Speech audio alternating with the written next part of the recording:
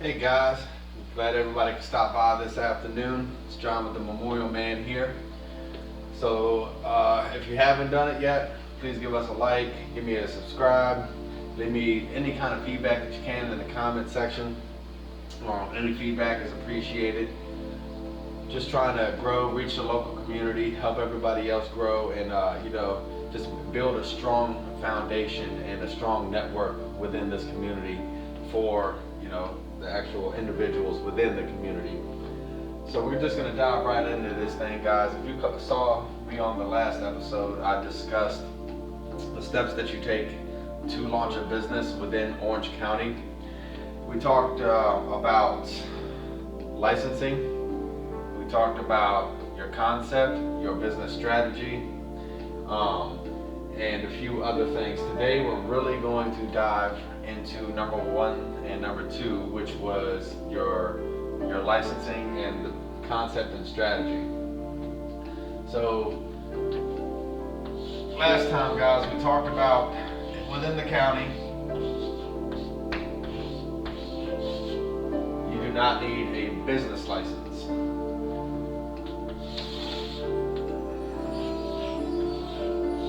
No business license. And then I expanded on that a little bit. I talked to you guys a little bit about how even though you don't need a license within Orange County, if you decide to go outside of the county, you're going to want to check with that county to see if they have any licensing requirements.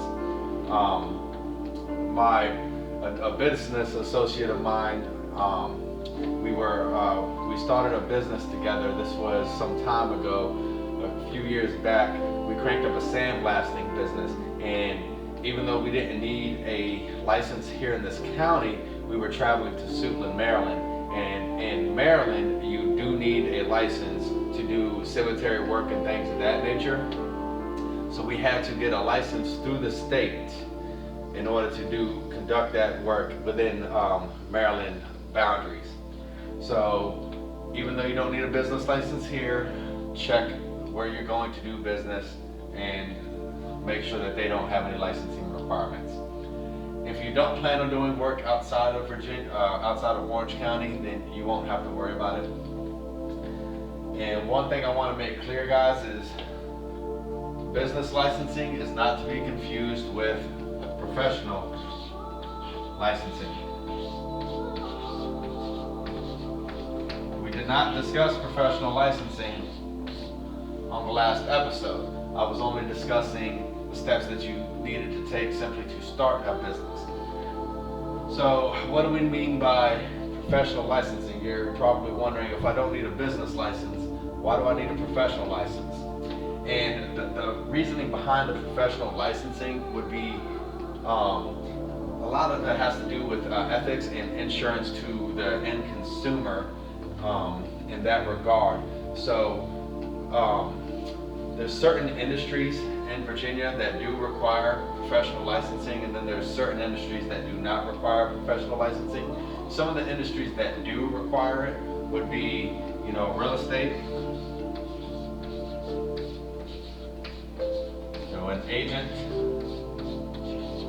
And a fun little exercise for you guys would be if you go to the DPOR website, that's Virginia DPOR, Department of Department of Professional and Occupational Regulations. You can go and search for people that are licensed. So say you are a homeowner and you are hiring a contractor to do some work around the house, and you want to find out if they are actually licensed within our state or not. You're going to go to the DPOR website. I'll write that over here. That's DPOR. And you can just type that into your Google search bar. Just type in VADPOR and it'll come up, your DPOR website. And you can search for licensing with that professional. You can search whether by his name or by the business itself. So we've established real estate professionals. And quick exercise, if you go to that DPOR website, you can actually look up my information if you'd like to. just go to professional license lookup and type in John Lee Howard, and you should see myself pop up there with a real estate license, because I'm licensed here in the state of Virginia. And to verify that it's myself, you can just make sure that it's going to 3510 Remsen Court over in Charlottesville for Keller Williams Alliance. And then, like I said, that'll just teach you how to use that site for future reference if you need it. Another profession would be contractors.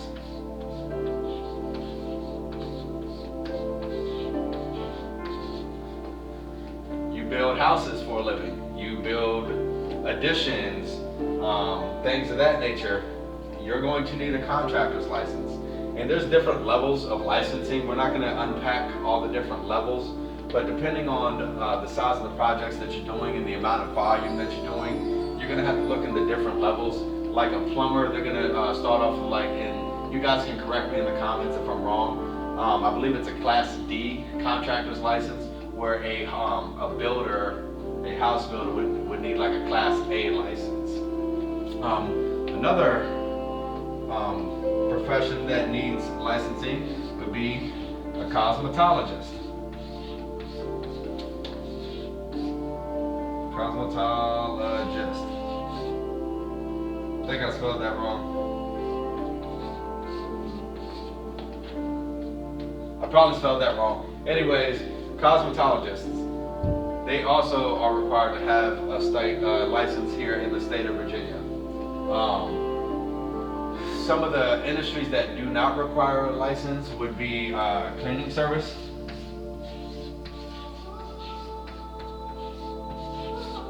Say you want to start a housekeeping company, you're not going to need a license for that. And believe it or not, sandblasting, guys, falls under the cleaning spectrum as well. So like I mentioned earlier in the video, a partner and I, we had a sandblasting company. We're not required to have a license, a professional license here in Virginia. So because we were considered a cleaning company, we did not have to carry a professional license, which was pretty cool. Little nugget for you guys. And another one would be, and you see these guys all over the place, lawn care. And there's levels to this. Once you get to a certain point, you're doing certain specific projects, then you're going to have to actually look into the licensing requirements for yourself. But overall, if you're just trimming bushes and cutting grass, weed eating, things of that nature, you're not going to need a license for that. So that's another profession that you can look into. And like I said, guys, just go to the D4 website and check to see if the profession that you're considering getting into, whether there's actually any requirements for licensing in that field. Let me clean this up real quick and then we'll bounce right back to it.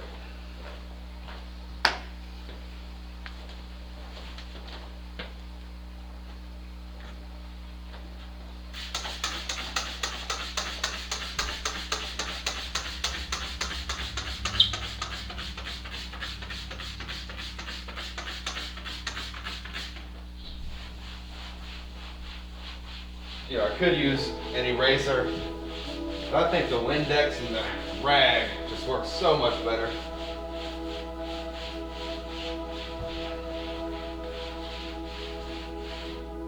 I think it leaves it much cleaner, much nicer.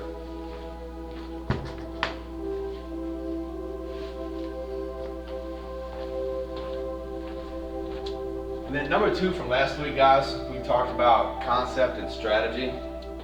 We really didn't unpack too much into that. With your strategy, it's going to be things like your marketing game plan, your budgeting, your networking, and one of the biggest things that you're going to have to consider with your strategy is the business structure. If you're not familiar with business structures, guys, you're going to want to go and really study these. We're going to go through them a little bit here.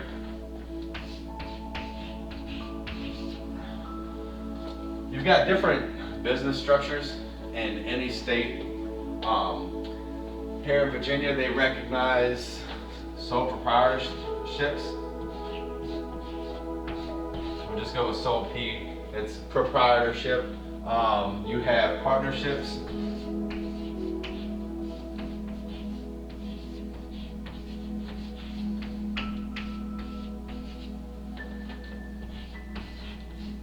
Do it like that for you. You have partnerships, and then you have an LLC, and then you have nonprofits.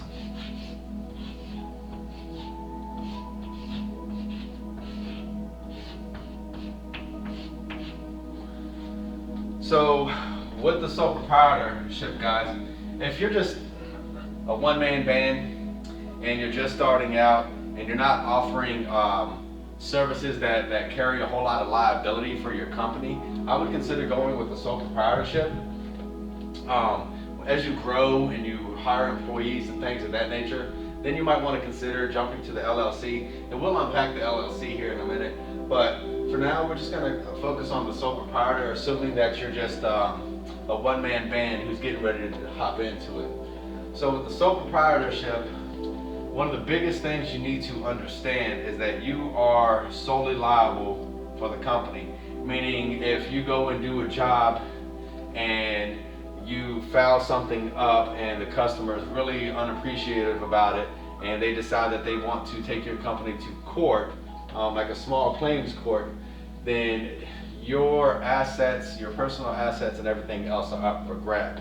So with that being said, you as the sole proprietor, the individual yourself, are solely responsible.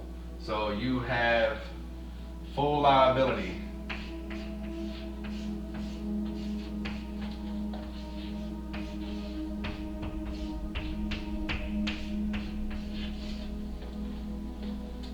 Full liability. Again, if anything happens, they can come after your personal assets as well. Partnerships, if you have a good friend, spouse, family member that you've been in talks with going into starting a business together, you may want to consider a partnership. One thing I will say with that is be extra careful with who you choose partners to be partners with, and get everything in writing, because at the end of the day, you know, you are responsible for you, nobody else. So it can be a slippery slope, to say the least, but there's plenty of partnerships that do work out and do well. My partner and I, we were doing really well with the sandblasting company. Health-wise, I just couldn't keep up, and it wasn't fair to him to keep such a large portion of the company when he has to do the majority of the work. So that's why I give my shares in that company to my partner. But it doesn't always work out like that, guys. So put it in writing. And the way that it works is you got a couple of different partnerships here in Virginia. You have one where you can divide the company, where one partner has a larger portion, one partner has a lower portion, kind of like a stock corporation, so which means that the one partner would be more liable than yourself if they have a larger portion of the company.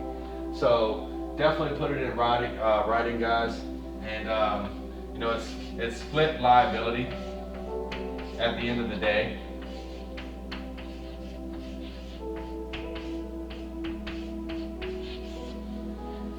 So you're splitting the liability, but the split varies depending on your business structure. With the LLC, guys, there's a couple different styles of LLCs out here, and we're not going to unpack them too much, but you have a C and an S Corp. C Corp meaning, and you can stack a partnership under an LLC as well, and you also have sole proprietor LLCs as well. The LLC just protects your personal assets in case something goes awry. So LLC stands for limited liability company or corporation, however you want to say it. So like I said, you have a C Corp and an S Corp, and they're taxed different ways. With the C Corp, and they're both considered what they call pass-through entities, meaning that the profits flow through the company and in the end come to you, the owner.